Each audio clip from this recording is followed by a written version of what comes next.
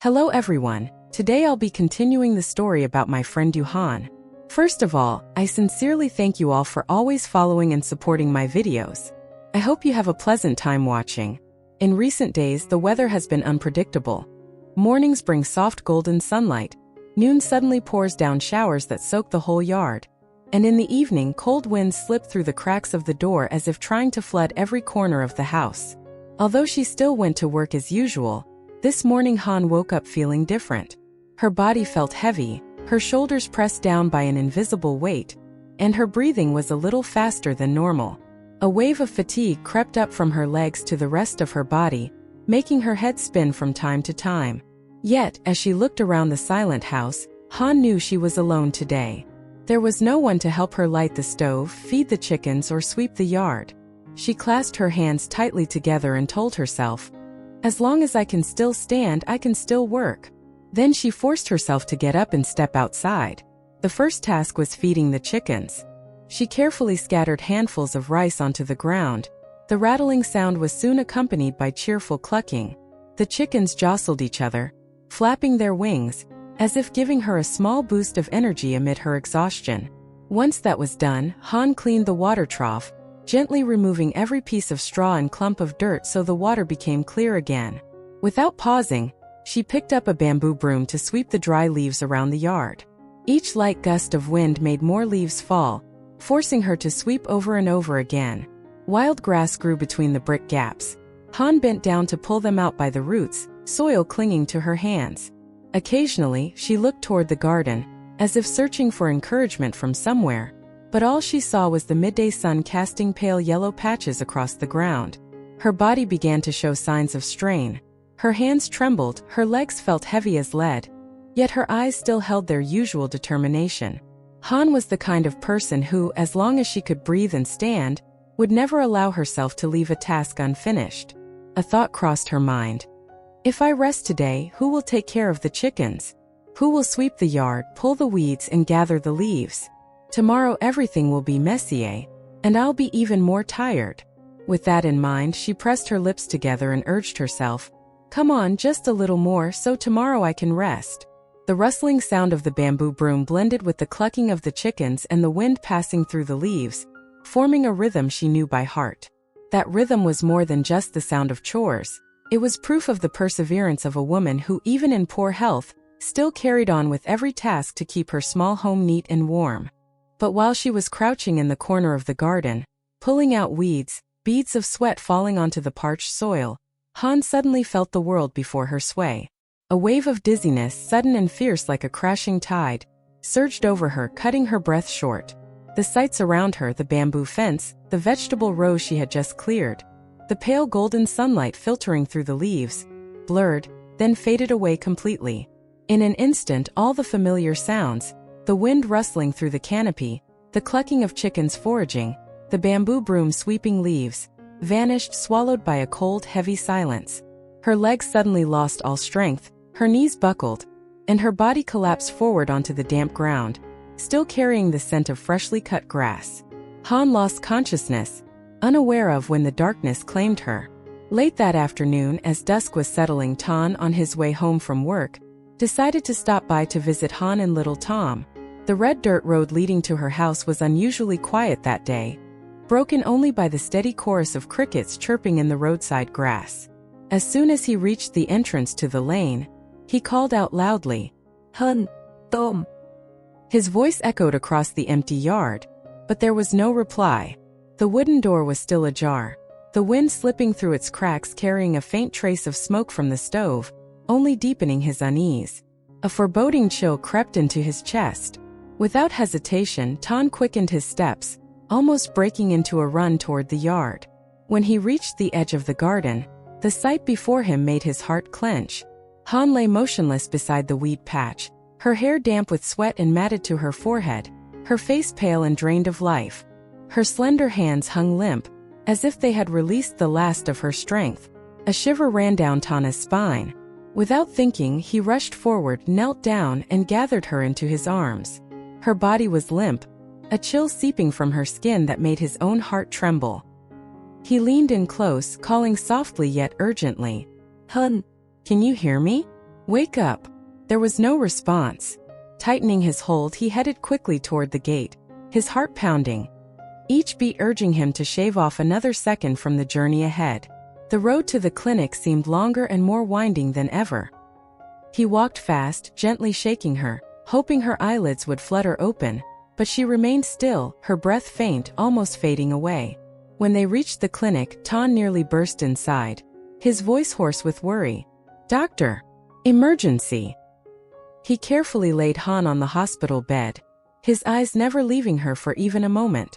The doctor and nurses rushed over, checking her blood pressure, heartbeat, and reflexes. After a few minutes, the doctor looked up, his voice calm but tinged with concern. "Her condition is quite weak, showing clear signs of exhaustion, likely from working continuously for many days combined with poor nutrition. Without proper rest and nourishment, her health will deteriorate severely. She'll need a long period to recover fully." Hearing this, Ton fell silent. His gaze lingered on her pale face, his heart tightening. All this time, this small, fragile woman had been silently carrying the weight alone, enduring all hardships without a single complaint. He gently clasped her hand, small, cold, and lost in his palm. Pulling a chair close, he sat beside her, eyes fixed on each faint rise and fall of her breathing. Every gesture, adjusting the blanket, smoothing the sweat-dampened hair from her forehead, lightly brushing her hand, was slow and careful, as though he feared adding to her pain. In Tana's eyes at that moment was not only worry, but also a deep compassion and quiet reverence for a woman who had lived far too long in resilience without a shoulder to lean on. Han lay unconscious through the night. Outside the window, the waxing moon filtered pale silver light into the quiet hospital room, painting long streaks across the cold tiled floor. The sound of the doctor's and nurses' footsteps came and went softly, mingling with the faint metallic clinks from trays of medical instruments. Everything passed like a hazy, fragmented dream in her mind. From time to time, in the midst of her haze, Han could feel the warmth of someone's hand holding hers, the familiar scent of pine from Tana's coat, and the steady rhythm of his breathing beside her made the darkness she was lost in feel a little less cold. When the first rays of morning slipped through the window and brushed gently across her face, Han furrowed her brow. Slowly, she opened her eyes, her eyelids heavy as though weighed down. The first image she saw was Ton, slumped in the chair by her bed, his large hand still loosely holding hers from the night before. There were faint shadows under his eyes, and his hair was tousled from staying awake all night. She called out softly, her voice weak and hoarse from thirst. "Ton!" He startled awake, his eyes lighting up the moment he saw her conscious. A small smile, carrying both relief and warmth, appeared on his lips. "Han, you're awake? God. Do you know how worried you made me? How are you feeling? Does anything hurt?" Han gave a faint smile and slowly shook her head. "I'm just a little tired, it's nothing." Then, suddenly remembering, worry flickered across her face as she struggled to sit up. "Where's Tom?" Ton immediately supported her shoulders, keeping her from straining herself. "Don't worry. Tom's at Ms. Min's house. I asked her to look after him since yesterday. She adores Tom. Everything's fine." Hearing that, Han exhaled a sigh of relief, her shoulders relaxing. But she still asked, her voice quiet. "What did the doctor say was wrong with me?" Ton hesitated for a moment before telling her what the doctor had said. Her body was severely weakened from working non-stop for days and not eating properly. Han fell silent, her gaze drifting toward the window where the sunlight was slowly growing warmer. After a while, she turned back and spoke softly. "Ton, let me go home. I don't feel at ease here. There's still so much to do at home, and Tom needs me." He frowned, his voice firm yet gentle. "No. You need to stay here for at least a day or two to recover. If you go home now, who's going to take care of you? What if you push yourself again and collapse?" Han bit her lower lip. She hated troubling anyone and worried about leaving things unfinished, but Tana's gaze was resolute. After a moment's hesitation, she nodded, her voice barely above a whisper. "Then just one day, okay? One more day after that and we'll see. But you should go home. I can manage here on my own." "No, I won't be at ease. I'm staying with you." And he truly meant it. The entire day, Ton barely left the room. He only stepped out to go home and cook porridge, returning immediately with a steaming bowl. He carefully adjusted the seasoning, blowing gently on each spoonful before offering it to her. Every gesture was unhurried, patient, and filled with worry, tenderness, and a quiet affection that had never been spoken aloud. Han leaned back against her pillow, watching him bring the bowl to her.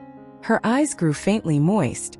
It had been so long since she'd felt someone caring for her in such detail, the warmth reaching deep into her heart, a feeling she thought she had long forgotten. Although Tan took care of her with great attentiveness, always bringing hot porridge for every meal and staying by her side whenever she felt weak, Han's heart remained restless. Her mind constantly wandered back to their little home, to the yard covered with fallen leaves, and above all to thoughts of Tom.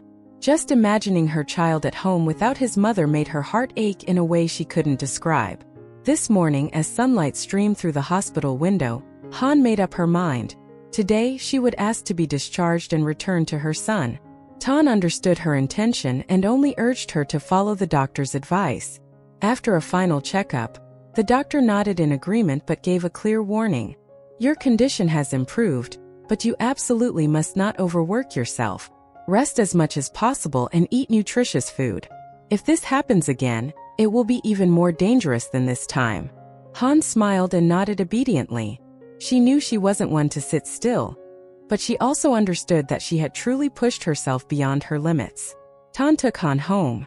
The familiar road seemed shorter that day, perhaps because her heart was racing to see her son again. As soon as they stepped through the gate, the sound of small footsteps pattering across the brick floor echoed in the air. Tom ran out, eyes bright, and threw himself into his mother's arms. "Mom!" That embrace swept away all of Han's fatigue. She knelt down, holding him tightly, burying her face in his sun-warmed hair. The longing of the past few days poured out in that fierce, tender hug. But at moments like this, an unspoken fear crept over her. She feared that if one day she truly collapsed, there would be no one left to care for Tom. She feared that her child would be left in this house, facing the emptiness of her absence alone. Unconsciously, tears slid down her cheeks. She tried to smile so Tom wouldn't notice, but her heart felt choked. In that moment, she realized she had always longed for a complete family for her son, a home where he would never feel deprived. Yet, because of past events and choices, that dream was still out of reach. And the guilt weighed heavily on the young mother's heart. While mother and son were still wrapped in their embrace, the shuffling sound of sandals came from outside the gate. Ms. Men, the one who had been caring for Tom these past days, entered with Miss Kwa, a close neighbor. In Ms. Men's hands was a large bag filled with fresh vegetables and several bunches of newly picked wildflowers, while Miss Kwa carried a pot of fragrant porridge.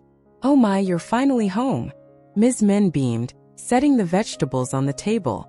"I was so tempted to visit you in the hospital these past days, but I didn't want to cause trouble." "Yes, and seeing how pale you are, you really need to stay home and rest properly. Don't be stubborn, you hear?" Miss Kwa added as she opened the pot, letting its delicious aroma fill the kitchen. Overwhelmed, Han's voice trembled. "Thank you both so much. If it weren't for you, I wouldn't have been able to rest and recover." Ms. Men patted Han's shoulder. "We're neighbors, of course we help however we can. It's not easy for a mother and child alone. This time, listen to the doctor and don't let us see you faint again, all right?" That day, the small house was filled with laughter, the scent of hot porridge mingling with the fragrance of freshly picked greens. Surrounded by people who cared for her, Han felt clearly that she was not entirely alone. And in Tom's eyes she saw a warm light, the light of hope and the quiet assurance that, even in hardship, the two of them would never lack kindness in their lives. After Han returned home, the days that followed unfolded in a rhythm entirely different from before. Tan had almost become a natural part of this little house, his presence so familiar it felt as if it had always been there. In the early mornings, when mist still lingered over the vegetable rows and the scent of damp earth hung in the air, the sound of his steady footsteps would echo in the yard. He never knocked, just pushed open the wooden gate with the ease of habit, stepping inside with a calm demeanor and a warm smile. Afraid that Han might overwork herself again, Tan wouldn't let her touch any heavy chores. He swept the yard himself, each stroke neat and precise, gathering dry leaves into small piles to burn. Then he went to the garden, pulling weeds and loosening the soil so the vegetable beds could breathe. He carefully scattered grain for the chickens, changed the water in the trough, and even gave a gentle stroke to the mottled hen that always came running to greet him. Every task he did was smooth and decisive, without the slightest hesitation. Sometimes while sweeping he would joke, "Working here is way better than sitting in an office. At least I get to hear the wind and the chickens, instead of the phone ringing all day." Han would simply smile at that, but deep inside, a wave of emotion she couldn't quite name would rise up. She felt his care for her and for Tom so clearly. It wasn't loud or showy but steady, patient, and full of warmth. That thought filled her with gratitude and touched her deeply, yet it also made her uneasy. Deep down, Han was still afraid. Afraid that, as a single mother carrying the scars of a painful past, she was unworthy of his attention. Afraid that if she allowed herself to be moved, she would one day face another loss, just as life had once taken away what she cherished most. In his free time, Tan often played with Tom. He taught the boy how to throw a ball, invented games of tag across the yard, and even carried him on his back, galloping like a spirited horse. The child's bright laughter mingled with the sound of wind rustling through the bamboo and the clucking of chickens, filling the once quiet space with warmth and liveliness. From the porch, Han would stand holding a steaming cup of tea, her eyes following the two figures. In that moment she realized the scene before her looked exactly like a simple little family, yet full of love. It was the kind of happiness she had longed for, but never dared to believe she could reach. But only a moment later, that warmth was replaced by guilt and unease. The image of her father appeared in her mind, a man distant and silent for so many years. She wondered if, should they meet again by chance, he would accept the daughter who had once made mistakes. Would he open his heart, or would he keep the same cold distance as before? And above all, the memory of her ex-husband remained an unhealed scar. The way he abandoned her, cold, ruthless, without a word of explanation, was etched into her mind like an unshakable sentence. That pain had built an invisible wall, blocking any thought of stepping into a new relationship. Even if her heart sometimes stirred, Han chose to keep its door firmly shut, fearing the old storm might return. She kept her distance, not because she couldn't see Tana's sincerity, but because she didn't dare believe happiness would stay. Instead of thinking for herself, she poured all her hopes into Tom, hoping he would grow up safe, shielded from the losses and wounds that she herself had endured. Xin chào mọi người, lại là mình đây. Rất vui được gặp lại mọi người ở trong video của mình. Cảm ơn mọi người đã vừa xem hết video của mình nha. Và để có những video hay, hấp dẫn hơn thì mọi người nhớ đóng góp ý kiến ở dưới phần bình luận giúp mình nha. Mình sẽ thay đổi những video tiếp theo phù hợp hơn và có nhiều tình tiết hấp dẫn hơn. Mọi người nhớ like, share, bật chuông thông báo để nhận thông báo khi mình đăng video mới nhất. Và nhớ ủng hộ kênh cho mình nha. Chúc mọi người xem video vui vẻ và hy vọng rằng những video mới của mình sẽ giúp mọi người thích thú và hấp dẫn hơn, khiến mọi người vui vẻ hơn sau mỗi video. Cảm ơn mọi người đã xem hết video của mình. Rất vui được gặp lại mọi người ở những video lần sau. Xin chào và hẹn gặp lại mọi người nha.